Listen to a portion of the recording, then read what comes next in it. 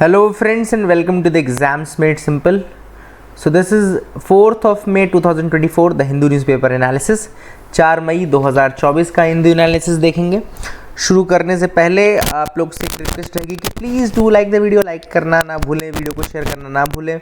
और मैं आपको बता दूं कि हम लोग 2025 के लिए पूरा यूपीएससी का कोर्स भी स्टार्ट करने वाले हैं। तो if you are interested in that please send us either email at examsmadesimple@temsias.com temsias.com exams EXAMS नीचे मैं लिख दूंगा कमेंट सेक्शन डिस्क्रिप्शन सेक्शन में। एक ईमेल कर दो तो एक नंबर हमको अप्रॉक्सीमेटली पता रहेगा। So do that from your and. 2025 के लिए कंप्लीट कोर्स रहेगा, वो प्रीलिम्स का पूरा कोर्स रहेगा। इसमें हिस्ट्री ज्योग्राफी सारी कुछ चीज़ें रहेंगी, ठीक है ना। एंड आप लोग ज्वाइन कर सकते हैं वहाँ से, ठीक है।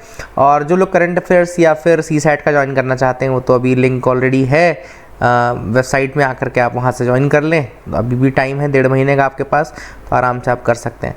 स्टार्ट करते हैं सबसे पहले आज के टॉपिक्स के साथ जो कि इंपॉर्टेंट है।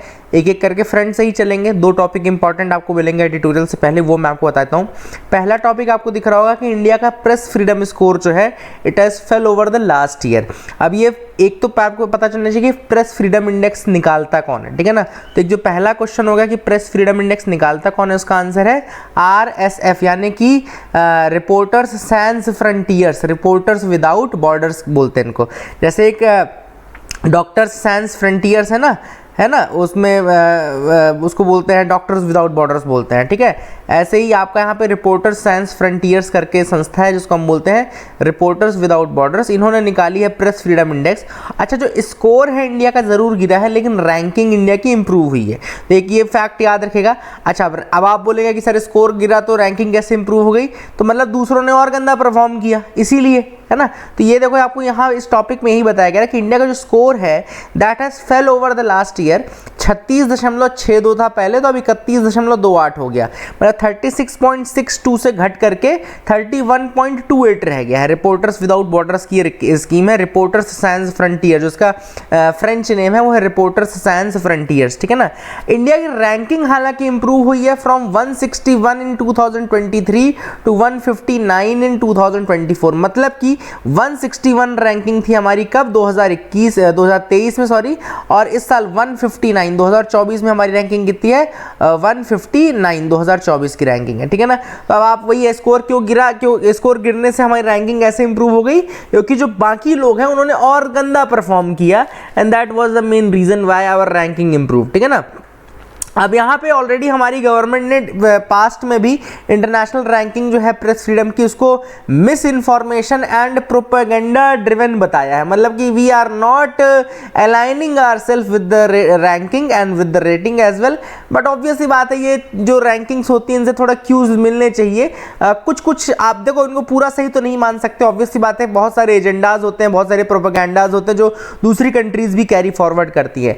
बट इनसे ऐसा नहीं कि इनको हम टोटली दरकिनार कर दें और कुछ सीखने की बजाय उसको और ज़्यादा वो मानने लगे, तो ऐसा बिल्कुल नहीं है। ऑब्वियसली बात है, हमारे इतना कोई ज़्यादा बुरा परफॉर्मेंस नहीं कि 159 रैंक पे हमें होना चाहिए। तो यहाँ पे वो एक इंपॉर्टेंट इशू है। जो प्रेस फ्रीडम का क्वेश्चन आया है उसमें 5 कैटेगरीज हैं कि पॉलिटिकल कंटेक्स्ट, दूसरा है legal framework, economic context, socio cultural context और सिक्योरिटी, ठीक है ना।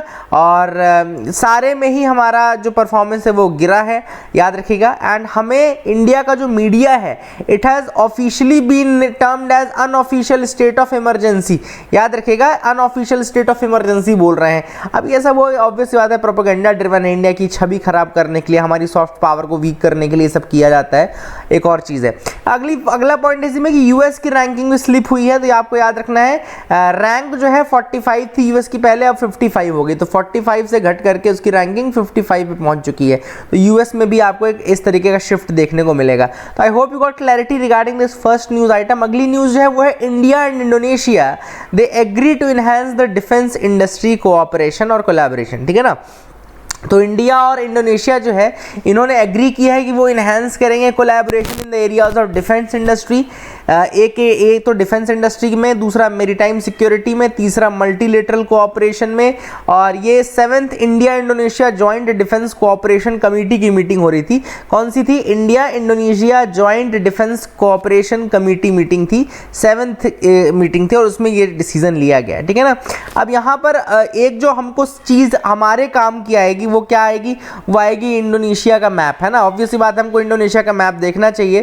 तो यहाँ पे मैप ऑफ द डे में है इंडोनेशिया का मैप। ठीक है, तो इंडोनेशिया का मैप अगर आप देखें तो यहाँ पे आपको ये पूरा मैप दिख रहा होगा। This is what is the Indonesia वाला पोर्शन। और यहाँ पे आपको अलग अलग आइलैंड्स दिखेंगे, जैसे जावा दिखेगा, यहाँ पे देखो मैदान दिख रहा है, यहाँ पे सुमात्रा दिख रहा है, दिस इज जकार्ता जो कि इंडोनेशिया की कैपिटल भी है।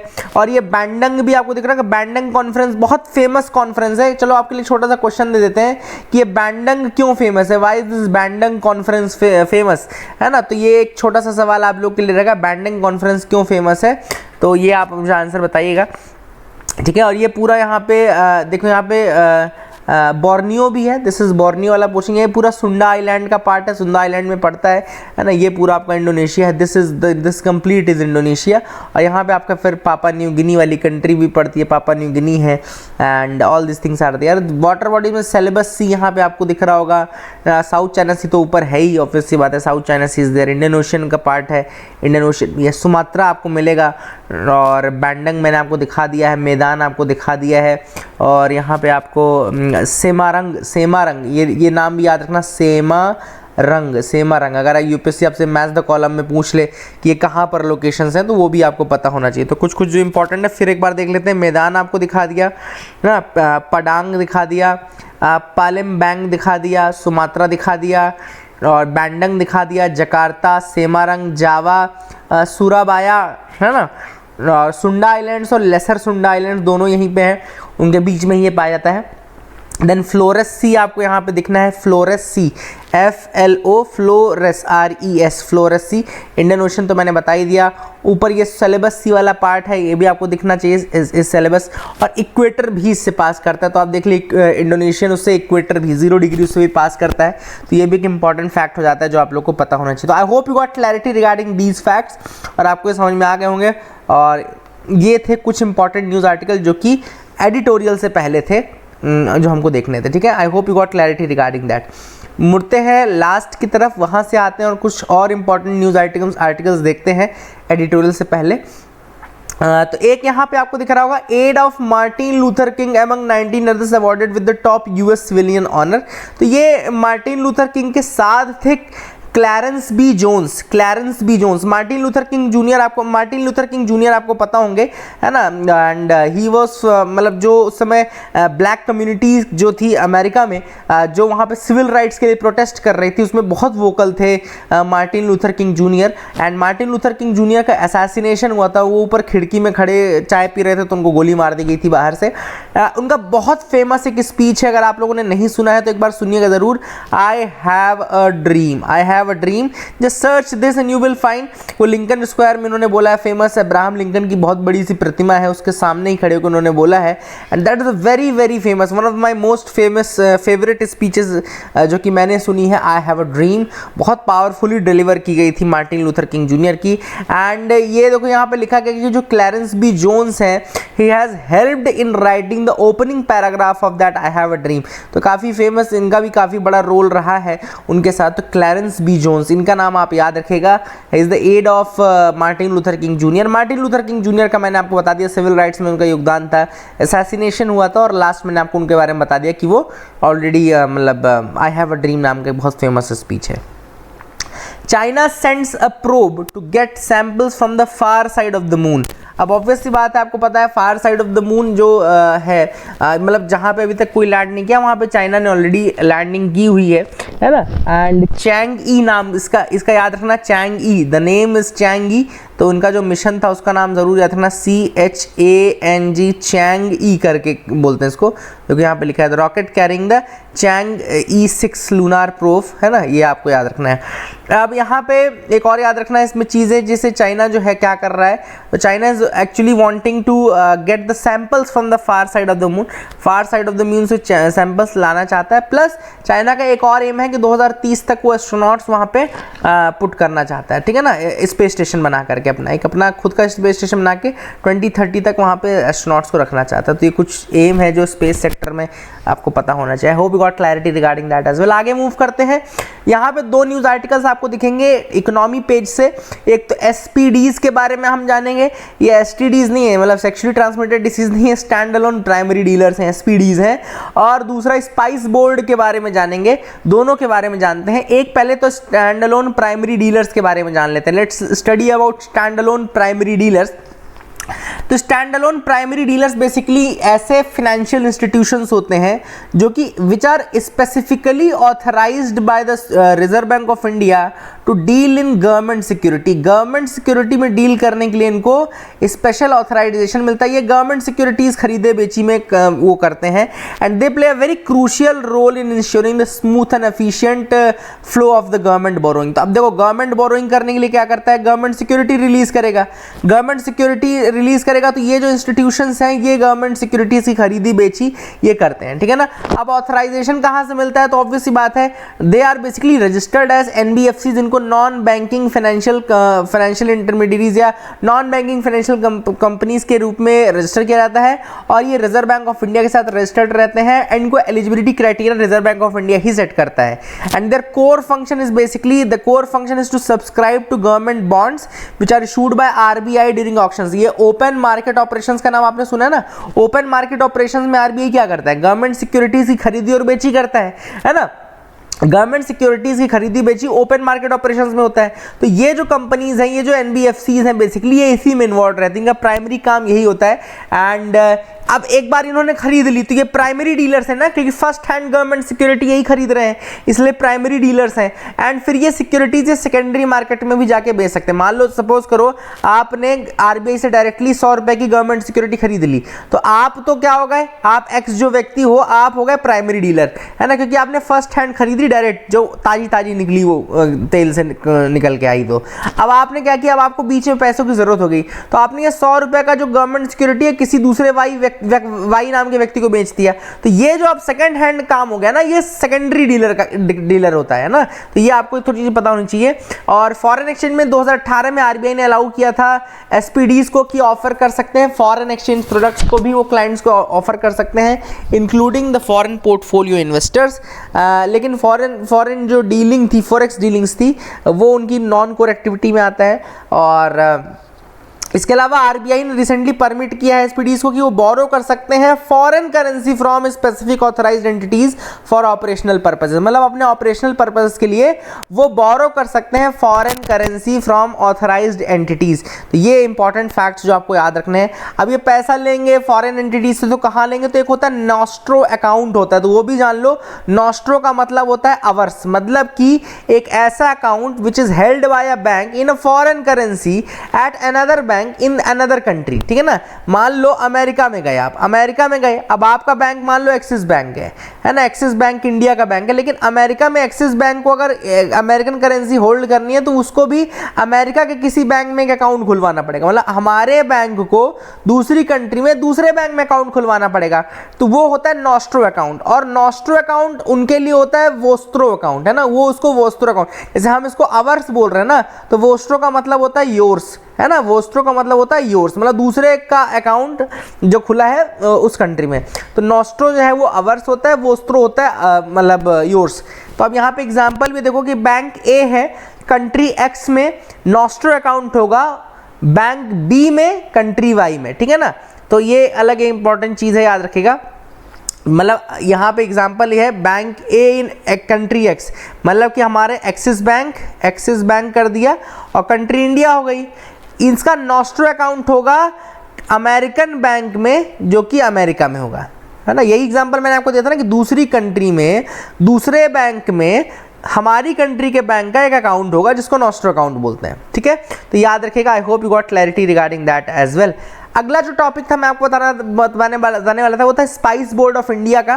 तो पहले तो एक इंपॉर्टेंट फैक्ट याद रखना कि स्पाइस बोर्ड ऑफ इंडिया जो क्वेश्चन पूछा हुआ है ऑब्वियस बात है, क्वेश्चन क्या पूछा था, टी बोर्ड ऑफ इंडिया, है ना, टी बोर्ड ऑफ इंडिया का पूछा है, कॉफी बोर्ड का भी पूछा है, तो अब स्पाइस बोर्ड का क्यों नहीं पूछ सकता भाई, पूछ सकता है बिल्कुल। और ऑलरेडी न्यूज में भी है स्पाइस बोर्ड, हमको पता है ईटीओ और ये पता नहीं सैल्मोनेला पता नहीं क्या क्या टॉक्सिक मिल रहे हैं, तो ईटीओ के कारण स्पाइस बोर्ड न्यूज में है ही। स्पाइस बोर्ड याद रखिएगा 1987 में बना था, स्पाइस बोर्ड एक्ट 1986 के अंतर्गत। तो मतलब ये भी अगर स्टैट्यूटरी बॉडी बोलता है तो बोलते ना भैया हाँ रेगुलेटरी स्टैट्यूटरी बॉडी है।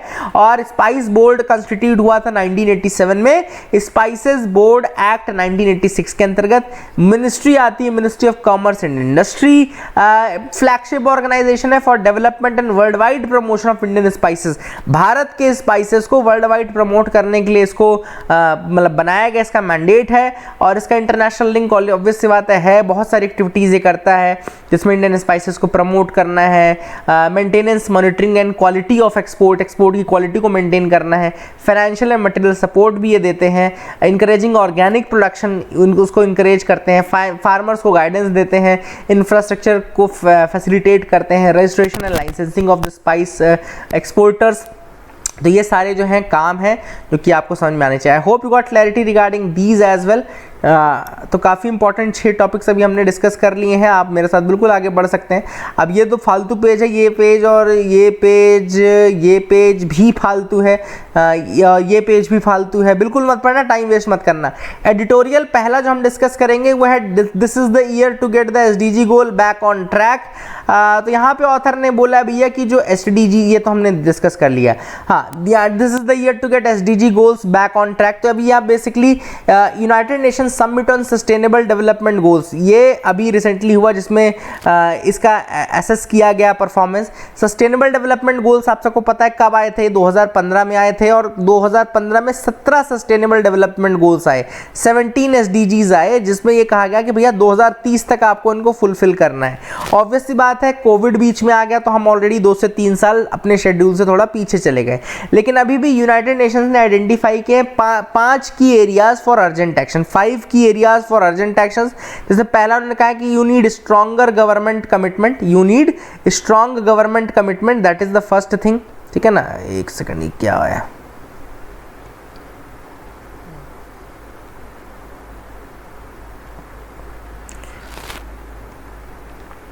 कैसे ये हटता नहीं है क्या,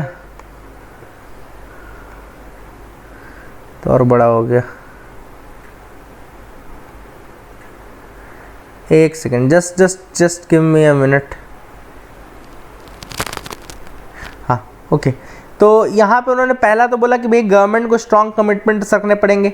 देन उन्होंने कहा integrated policies to address the poverty, inequality, environmental issues. अगर आप 17 एसडीजीज पढ़ेंगे, जो कि चलो एक बार पढ़ लेते हैं, अब चूंकि हमारे पास इंटरनेट है, 17 एसडीजीज खटाक से देख लेते हैं ना एक बार अपने 17 एसडीजीज कौन कौन से हैं, बड़ा आसानी से अपने को मिल जाएगा।